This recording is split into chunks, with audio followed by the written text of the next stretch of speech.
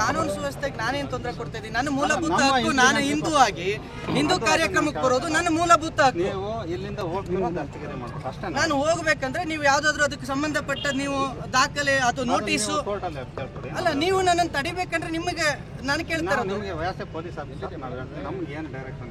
ಅಲ್ಲ ಸರ್. ಈಗ ನಾನು ಕೇಳ್ತಾ ಇರೋದು ಏನಂತ ಅಂದ್ರೆ ನೀವು ಆದೇಶ ಕೊಡಿ ಅಂತ.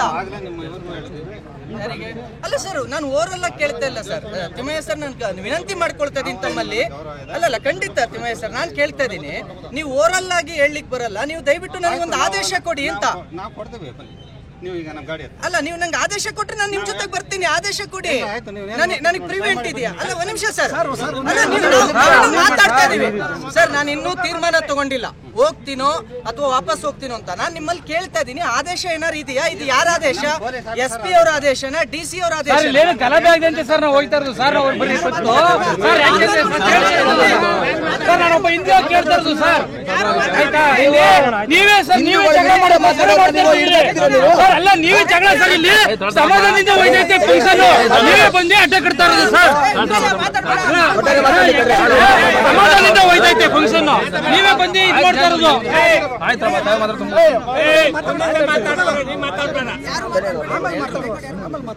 ಪುನೀತ ಮಾತಾಡ್ತಾರೆ, ನೀವು ಮಾತಾಡ್ಬೇಡ. ದಯಮಾಡಿ ಪ್ಲೀಸ್ ಜಗಳ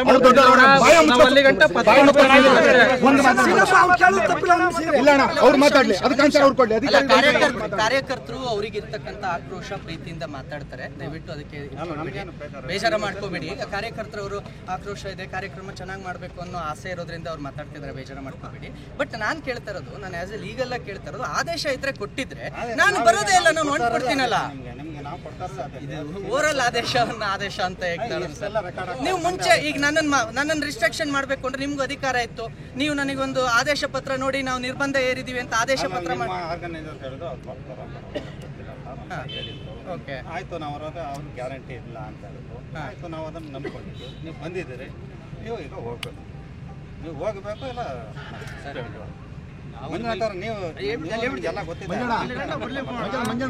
ಇದಕ್ಕೆ ಶಾಂತಿಯುತವಾಗಿ ನಾವು ಕರ್ಕೊಂಡು ಹೋಗೋದ. ದಯಮಾಡಿ ಸರ್, ಏನು ಸರ್ ಕಿರಿಕು ಏನು ಬೇಡ, ಶಾಂತಿಯುತವಾಗಿ ಹೋಯ್ತಾ ಖಂಡಿತ ನಾನು ಸ್ಪಂದಿಸ್ತೀನಿ. ಅವ್ರು ಏನಿದೆ ಅದು ಕ್ಲಿಯರ್ ನೋಡಿ ಪುಷ್ ಮಾಡ್ತಿದ್ರು. ನಾನು ಅವ್ರ ಮೇಲೆ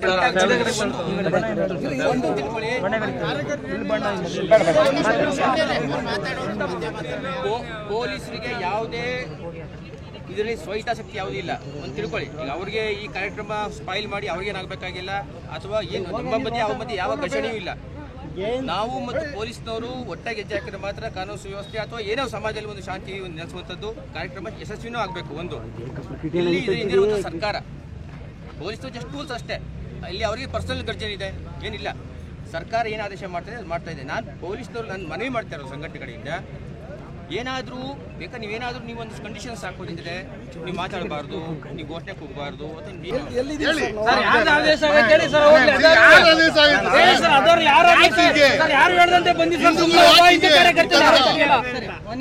ರಾಜಕೀಯ ಕೈವಾಡ ಪಕ್ಕ ಇದೆ ಸರ್. ಒಂದು 5 ನಿಮಿಷ ಮಾತಾಡಿ.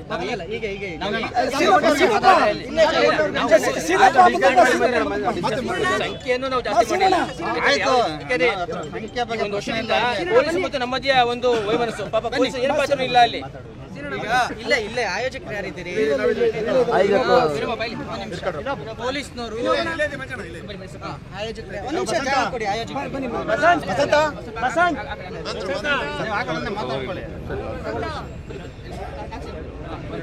ಆಯೋಜಕರು ಯಾರಿದ್ದೀರಿ? ನೋಡಿ ಸರ್, ಧನಂಜಯ್